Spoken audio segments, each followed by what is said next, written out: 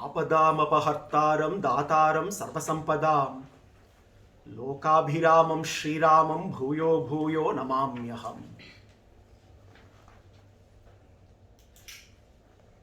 Inspiring fearlessness, faith, and fortitude. Rama manages to accomplish the impossible. One of the greatest examples of extraordinary human accomplishments. One of the greatest yajnas that were ever executed in the history of mankind. The yajna of Setubandhana. Leading by example, Rama accomplishes the completion of constructing the bridge miraculously and magically in just 5 days. The grand Setu takes shape, measuring 100 yojanas in length. And all the Vanaras are now inspired. They have reached a momentous phase in their journey. They all know now the time has come to cross over to go to Lanka. The Vanaras are inspired and excited not just because they are going to engage in a warfare against Rama. That was least of their concerns. The excitement of Vanaras was soon they are going to have the darshana of Sita Mata. Because all the Vanaras were very curious. If Bhagavan Ramachandra can be in grief over separation from Mata, they were very curious to know, very curious to see. And therefore, they were all getting ready now to cross over the ocean. And we paused where Valmiki beautifully captures. He takes an aerial snapshot of the Setu. Vishalaha Sukrutaha Shriman Sushubhihi Susamahitaha Ashobhata Mahasetuhu Simanta Ivasagare. Now, Valmiki, many a time we see in Ramayana, actually acts like a camera for us. His writing is not just a bunch of words. He brings to life the incidents that happened. And here we get to visualize the grandeur of Setu. Vishalaha, Sukrutaha, Shriman Sushubhihi, colossal bridge, which was built across the two shores, connecting the two shores across the ocean. Well constructed, well held.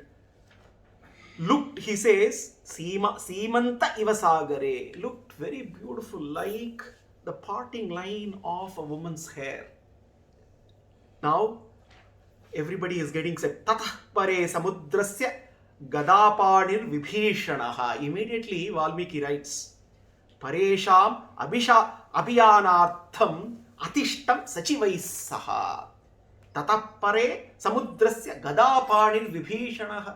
Now that the bridge is ready, Vibhishana takes position with his gada, he says. Now, we all were wondering, when Vibhishana traveled all across, he renounced Lanka, he renounced his family, he renounced his friends, he renounced his riches.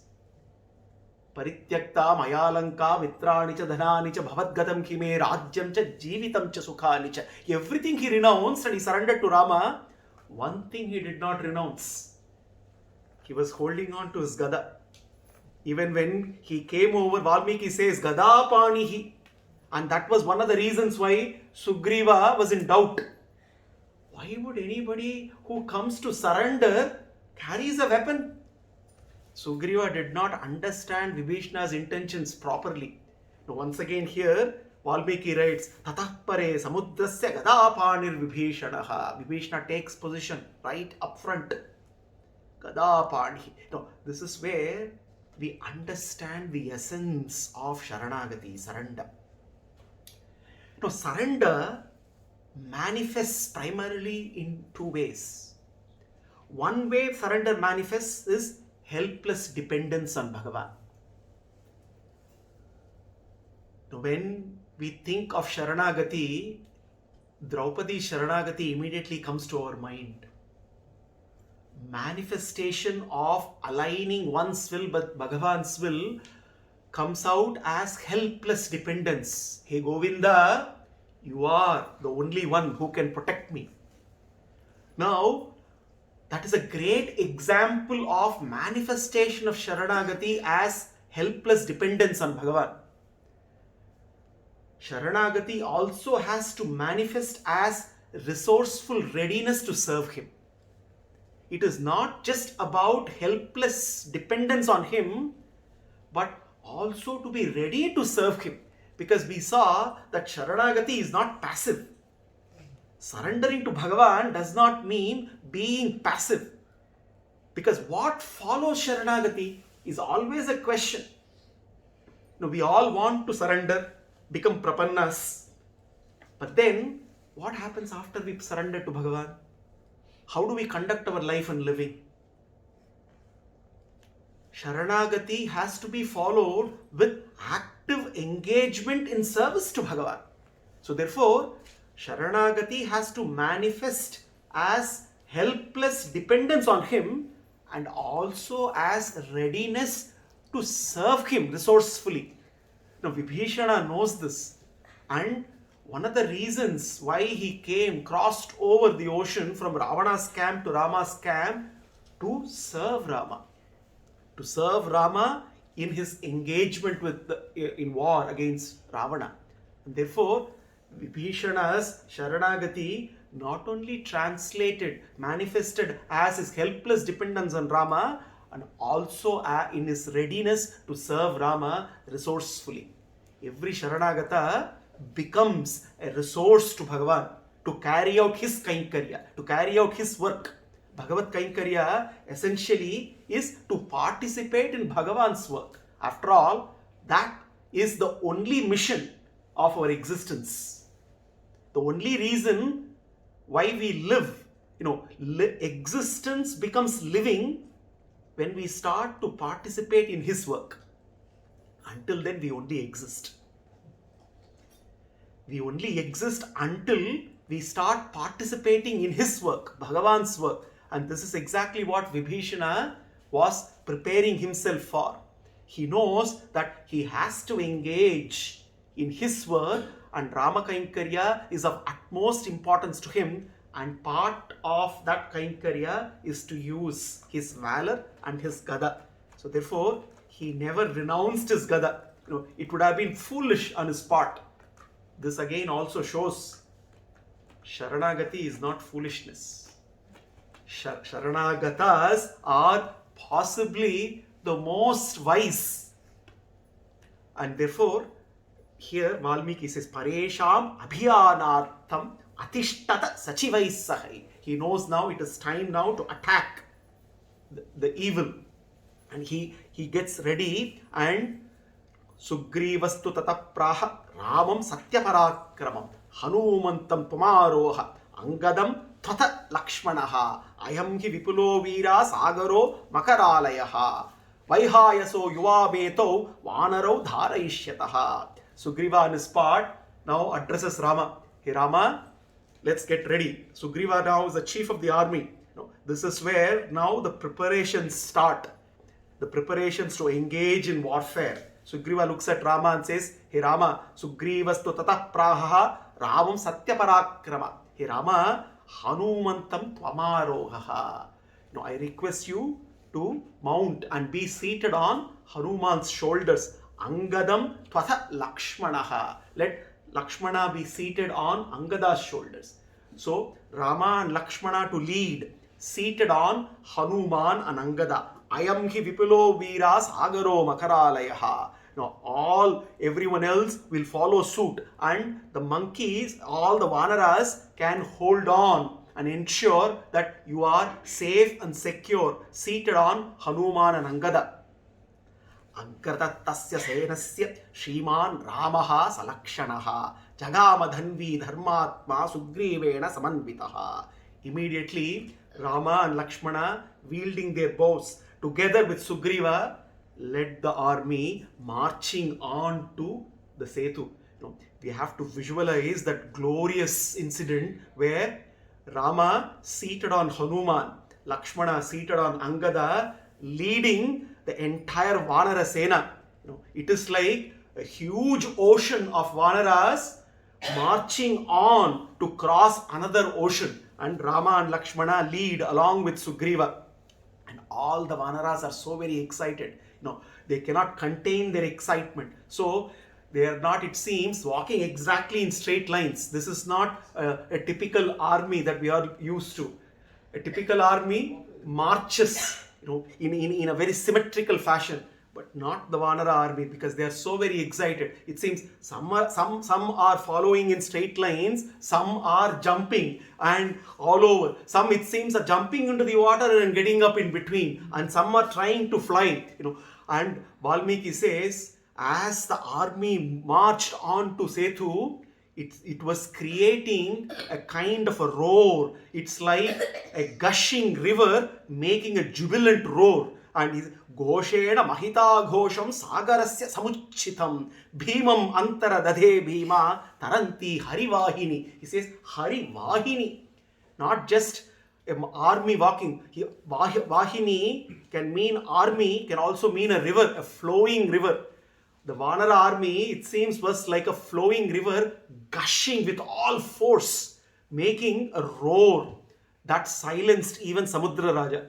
Samudra Raja's roar was not to be heard, because now the Vanara army has taken over, marching on the Setu. And then as they marched all across, and in no time they started reaching the other shore. We have to imagine how large this army was, and they started in batches moving on to the other shore, and Sugriva, who went ahead, it seems, was starting to make preparations to feed all the Vanara army with all the fruits and vegetables available. Earlier in Sundara Kanda, Valmiki gives us a glorious description of Lanka. Lanka, as the shore begins, is filled with trees. There is a blanket cover of forests which runs for kilometers, and then the Trikuta mountain is where the city of Lanka is situated. So now there is a distance between the shore and the city of Lanka, and that distance is filled with different kinds of trees. And we earlier saw how Hanuman explored the entire forest, and Valmiki also gave us a detailed description of different kinds of trees. Now here Sugriva and the others are now preparing for the Vanara army to camp in the forest and rest.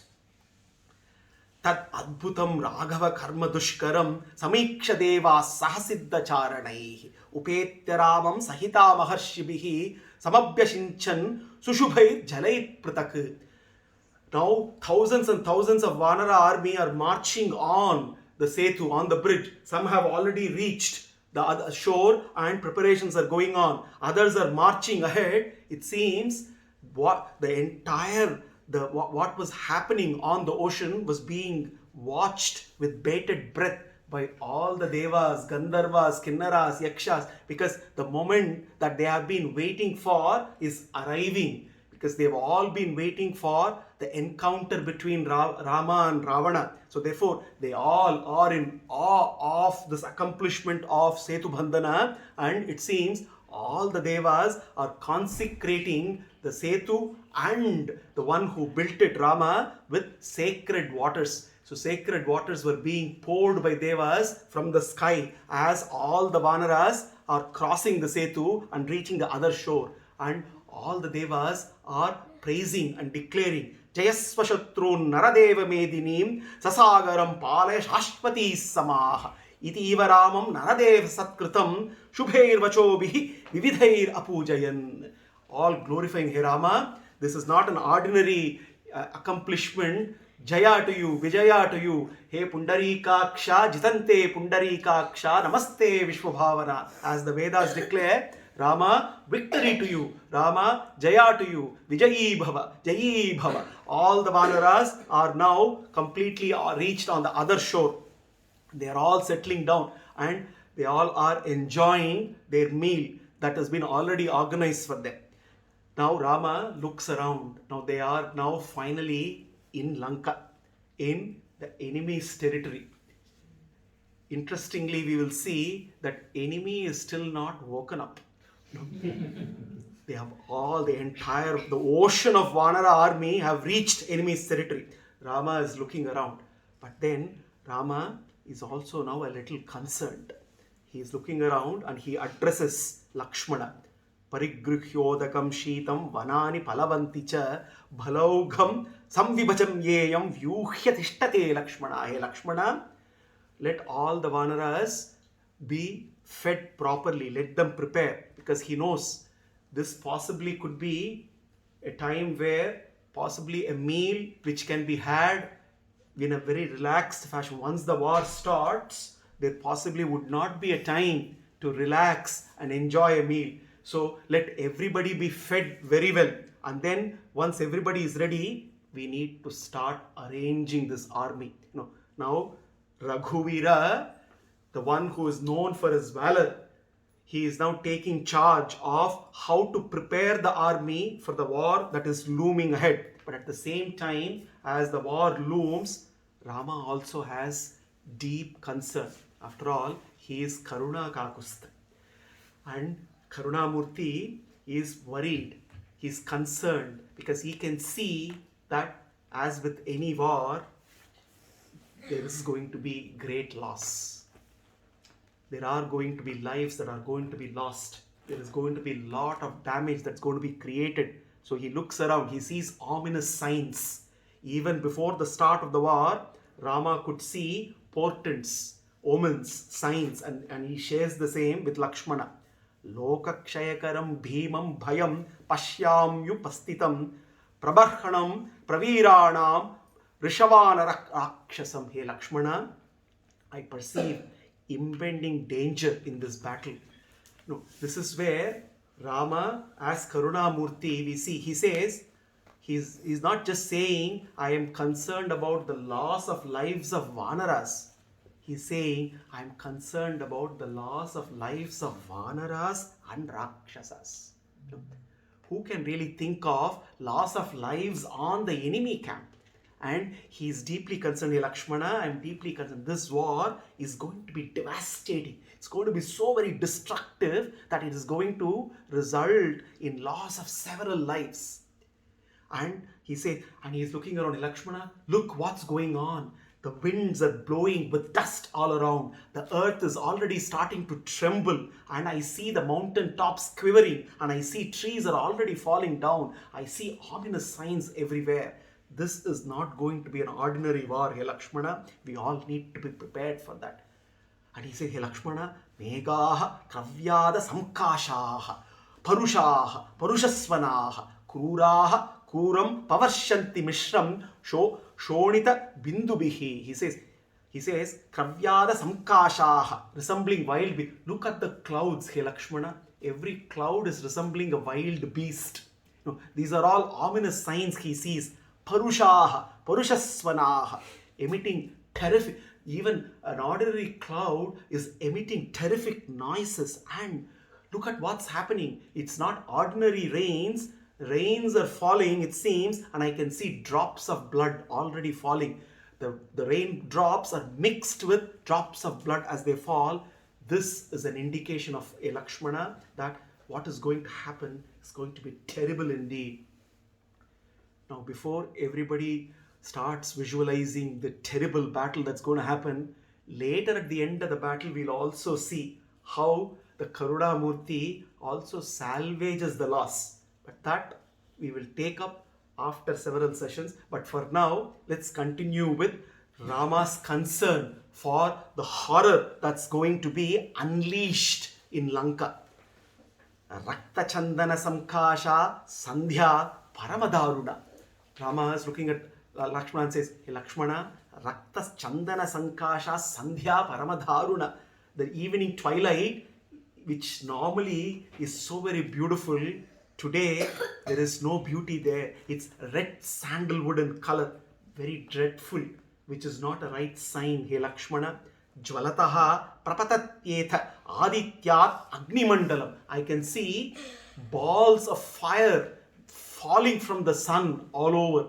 These are all signs for great war. Therefore, Lakshmana, why Rama is saying all this, and even Sugriva and rest of the Vanaras are also listening to this conversation. Rama is concerned and he is also preparing the Vanaras, because the Vanaras are all excited. Rama looks around and he sees all the Vanaras like not going to a war. It looks like they're all celebrating. So Rama wants the Vanaras to be mentally prepared.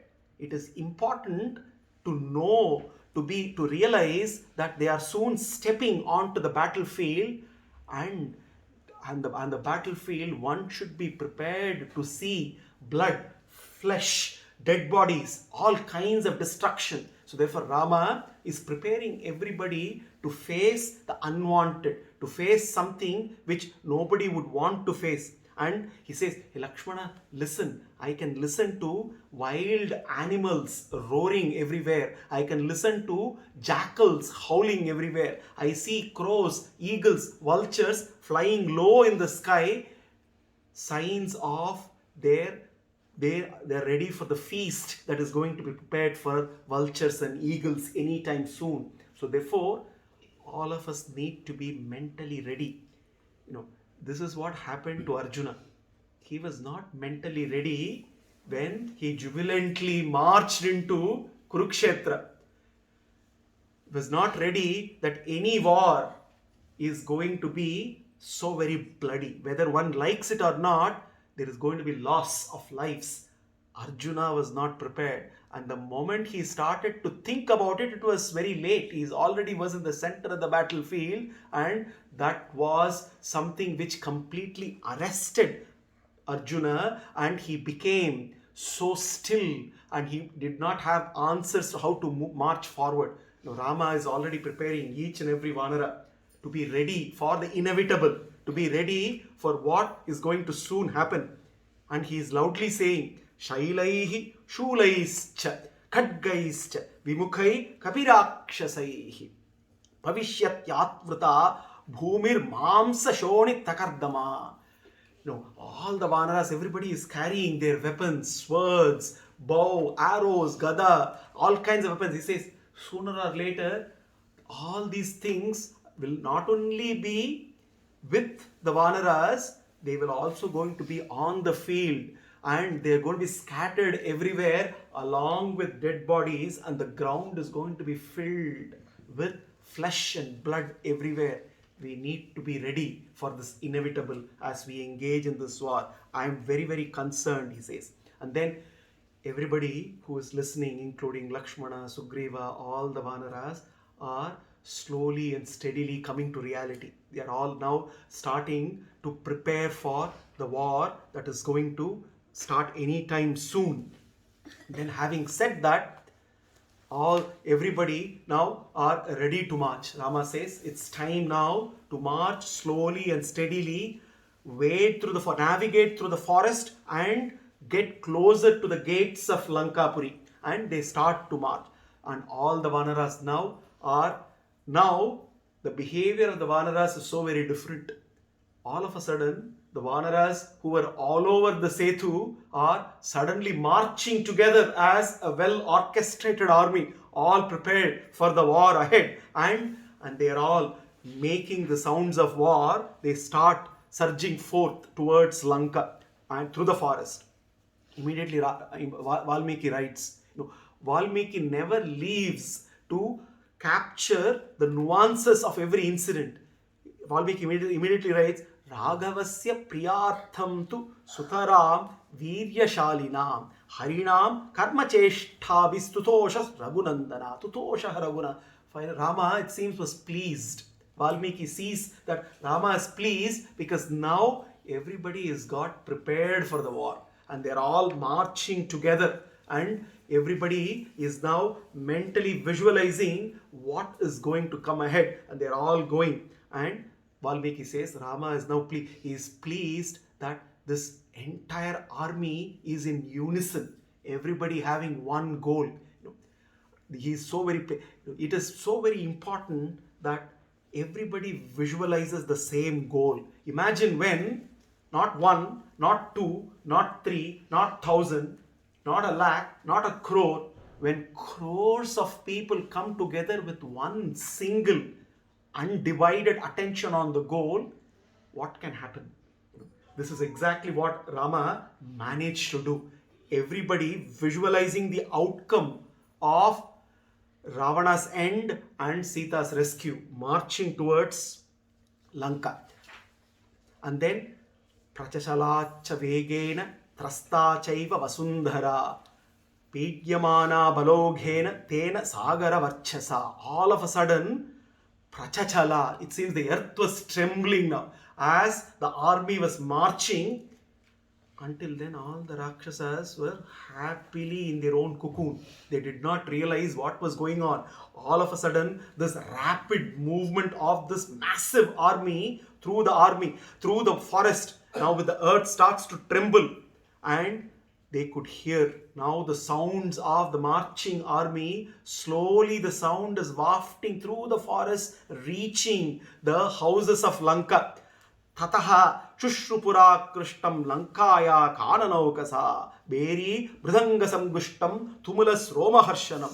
At the same time, now as the tremble of the earth and the marching sound of the Vanara army is slowly reaching Lanka, it seems the Vanaras are also able to listen to what is going on in Lanka. In Lanka, noisy sounds of various kinds of instruments, drums, mridanga, everything being played, and they are able to now hear, and entire Vanara army, it seems now, knows that possibly the Rakshasas listening to the marching army are also getting ready. Typically this is what happens. Once they suspect enemy army marching, immediately beating of drums starts so that mobilization of army can happen. This exactly starts to happen. Somebody heard the marching army, the sound of the marching army, immediately the Rakshasas start to mobilize their own army by beating various kinds of drums and getting ready. And now the Vanaras are also happy that the Rakshasas are getting ready, and they could hear the beating of the drums coming from Lanka. And the Vanaras want to match that, and they start to also play the drums so that they can hear the beating of drums from the Vanara army.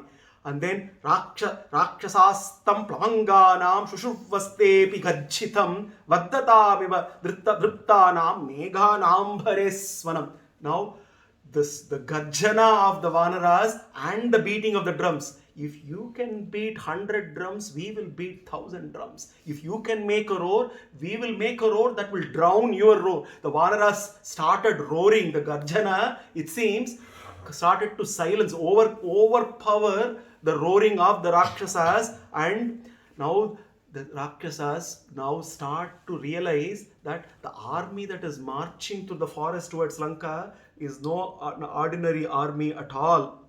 And then they all come to a vantage point in the forest, from where now they can see the Trikuta mountain and Lankapuri. Now they all stop, and Rama is right ahead, and together with Lakshmana they have a glimpse of Lanka. And Lanka is no ordinary city. Earlier we see description of Lanka, the magnificent city of Lanka described in Sudarsan Kāṇḍam.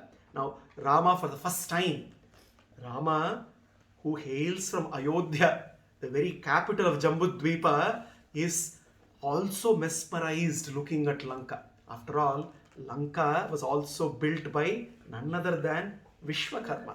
So the magnificent city of Lanka, which is glittering, and he could get the vision. Alikhanti mivakasham uttitam pashya Lakshmana. Hey Lakshmana, look at this Lanka. Manseva kritam lankam nagagre vishwakarmana. After all, it was built by Vishwakarma, and look at it. The skyscrapers of Lanka, it seems, they were touching and going beyond the clouds in the sky. Lanka as it is, the city of Lanka was built on a mountain, and on top of the mountain, it seems, Vishwakarma built several skyscrapers, not ordinary palaces. And these skyscrapers on the mountain were piercing through the clouds. They were so tall, so magnificent, so grand. Lakshmana is being told, hey Rama is telling Lakshmana, hey Lakshmana, look at the grandeur of the city. And Rama goes on to look at within the city of Lanka. They could also see the beautiful garden built by Kubera. Pushpitaihi shobita Lanka vanaischatra rathopamaihi nanapata gasam samghushta phala pushpai paghaishubhaihi pashyamatta vihangani palina brahmarani cha kokila kula kandhani dhodaviti shivonilaha. Rama is looking at Lakshmana and saying, hey Lakshmana, look at the beauty. Look at the beauty of this Lankapuri. Not only the palaces are glittering, look at the bounty of Lanka, the garden built by Kubera, and look at the beautiful birds flying over the garden. Look at the color, the spread of flowers. We all would be wondering, Rama is going to engage in a war, and all of a sudden Rama becomes a poet. We see that now and then Rama becomes a poet. What is very important to understand is this shows how Rama, with all that is going around, is still calm, composed, and his mind focused, serene. This is something which is a very, very important lesson for us to understand. He is marshalling his forces and is going into Lanka for war. But even then, for Rama, war is a duty. It's like, for some of us, it's like cooking. For some of us, it's like presenting. Some of us like drawing. Some of us is making a project. It's a duty. A duty is a duty. And in whatever be it, how can we bring the mind to focus? The mind can be brought to focus only when it is calm. And the calmness of Rama's mind is demonstrated here because he does not fail to recognize the beauty all around. The mind has to be made to wonder all the time, not wander. Because the mind by design is wandering. And if a wandering mind can only be stopped only by making it to wonder. One needs to be always in a state of wonder, state of awe. Why? Only then one can be in the present, getting the focus of the mind on the task on hand. Rama's outburst of enjoying the beauty here demonstrates that he is not missing out the details in the flurry of activity that is happening all around. He is not disturbed at all. On the one hand, we see he is talking about ominous signs. On the other hand, he is marshalling the forces and telling them to be prepared for the worst outcome. At the same time, he is also able to experience and enjoy the beauty. How many times when we are walking into a meeting or driving towards a very important occasion, we fail to enjoy the beauty all around. This happens to us all the time. We have to attend a very important meeting, very important event, and we are driving, and we may be driving through the most serene, most beautiful landscape, and possibly we will not even notice a single detail all around, we are so very worried. The mind is running all over, doing multi-dimensional analysis of what if, what not, what is going to happen, whether this disaster will strike, that disaster will strike. Even before the event or the meeting happens, the mind would have concluded and would have come up with 10 different alternatives, and we are worried about which alternative to choose from, as though we have control on what consequences are going to happen. And in that process, we miss out that half an hour, 1 hour journey that we have taken, where that journey actually could have prepared us to be most effective during that meeting. Instead of walking into that meeting with a fresh mind, we would walk into that meeting with all our energies dissipated. So half the battle is already lost. This is again, walking into a war is so very important to be completely energized. Only a calm and serene mind can help conserve that energy. Now here, Rama sharing that with Lakshmana demonstrates how Rama is always cool and calm and composed amidst all kinds of furor and activity that is going on. Shashasa kapise mam tam paladadaya viryavan angadassaha neelena tishte durapi durjaya. See how Rama immediately switches. He's telling Lakshmana, he's capturing the beauty of the surroundings around, he's sharing that, and in that process, immediately he is also coming up with instructions as to how to prepare for the battle. Explaining the beauty around, he doesn't stay there. Again, not getting dragged away by something. Taking the same example, we are driving, there is a beautiful scenery around. Yes, while we are passing, we have to soak into the beauty, but we cannot stop and say, let me stay here forever. Then we miss the objective of the journey itself. Now, this is where balance, because life is all about walking on a tightrope all the time. Balancing, the balancing act. How to balance, how, amidst the pendulum swinging all the time, the dualities of life, how do we stay balanced, composed, move on from one moment to the other, accepting the moment, inviting and welcoming the next moment without any resistance, without any struggle, going with the flow, enjoying, experiencing the bliss of every moment, and be prepared and resourceful for the next moment as it arrives. Rama, therefore, as in the process of explaining the beauty of Lanka, he now also starts to give instructions to Lakshmana. Hey Lakshmana, Shashasa kapise mam tam baladade viryavan angadassahi neelena tishte durapi durjaya. Let Angada immediately go and be at the center of the battalion of the army. Let him take charge of the army from the center. Tishte dvanaravahinya vanarau ghasamavvataha ashitto dakshinam parshvam vrishabho nama vanaraha. Let Vrishabha go and take charge of the right side of the army. Gandhahastiva durdarshaha tarasvi gandhahastiva gandhamadanaha. Let Gandhamadana, who is so very strong, so very powerful, who is unconquerable, let him go to the left side of the army and take charge. And he says, I shall stand.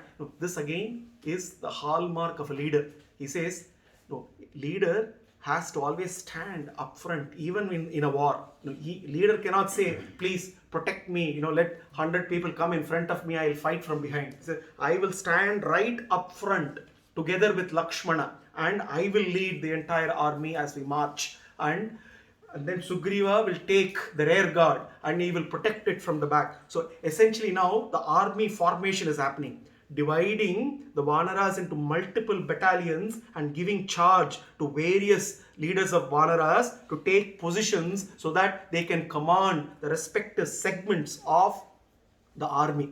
Pragrihya girishringani mahatascha mahiruhan ase durvanara lankam vimardayuvatorane. In order to crush the Rakshasas, now all these Vanaras, the battalions now are all moving together and taking shape. And Rama says, finally, it is time, hey Sugriva, to release the Shukha, the spy. we relish the segment of Shuka being forgiven by Rama. Now Shuka is now being released. Many of us had a question. While all this was going on, what was happening on the other side of the shore? Now, Shuka, the spy who was sent by Ravana, has still not reached. Now, Shuka is being released and Shuka has to go. And until Shuka goes to the other side, Ravana and the entire Rakshasa army have been almost sleeping. Shuka, now, he's been left and Shuka is freed and Shuka goes. Now, Shuka goes to Ravana and Ravana, it's finally, it seems, has come out of the slumber. Sagare setu bandham tu na shraddhayam kathanchana avashyam cha api samkena tanmaya vanaram balam. Shuka goes and explains to Ravana what all has happened, how he got caught and how Rama forgave him and how he took survey of the entire Vanara army. He also says, hey Ravana, you possibly would not believe, now the entire army has reached Lanka. So this shows that Ravana and all the Rakshasas have been completely oblivious of what was happening. This is what delusion can do. Delusion makes us oblivious to the obvious. What was going on for the past 5 days? Ravana, after sending Shuka, was in revelry. He was just enjoying in slumber along with the Rakshasas, not knowing what was actually happening. And Ravana did not expect. Ravana was thinking, he who took 10 months to discover Sita, he took 10 months. He is incapable of doing anything. How can he, first of all, to reach me, he has to cross over the ocean. How will he cross over the ocean? It is impossible for him to cross over. He took 10 months. So he will take possibly more than another 10 months to even try to cross over. He is not going to come here very soon. He was in a state of delusion, thinking. No, even when Hanuman set Lanka to fire, Ravana was momentarily rattled. But the delusory Ravana was only finding fault with Hanuman and dismissed that incident as a freak incident. No, this is what happens when one is ignorant of one's ignorance. Seeped in illusion, Ravana did not really see the obvious, what is coming on. He hid himself behind his own interpretations of events. And in his mind, he always thought that it is impossible for anybody to come and encounter him. So therefore, he was blinded by his own misinterpretation, blinded by his own pride, blinded by his own arrogance and his delusory mind. He was so very oblivious to what was happening. Why? Because the difference between what is oblivious and what is obvious is the two letters L-I. Obvious and oblivious. And the L-I stands for lust-induced ignorance of ignorance. Ravana was so very oblivious to everything that is happening. Because why? His mind was so very impure. He was so very blinded. And not only was he blinded, he ensured that all the Rakshasas around him were also blinded. So for 5 days, they were in their own, enveloped by their own darkness. And in the darkness, they did not know what was just going on few kilometers away.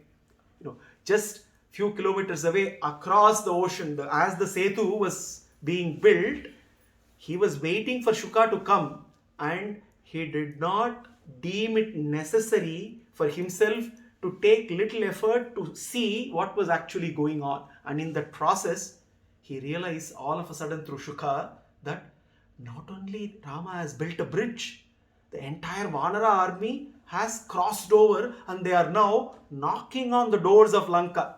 This knock has finally shaken Ravana. Ravana, for a change, starts to tremble. Now Shukha has given a picture to Ravana which finally shook him from his slumber. And Ravana wakes up. But a fool, even after he gets up from slumber, can only make foolish choices.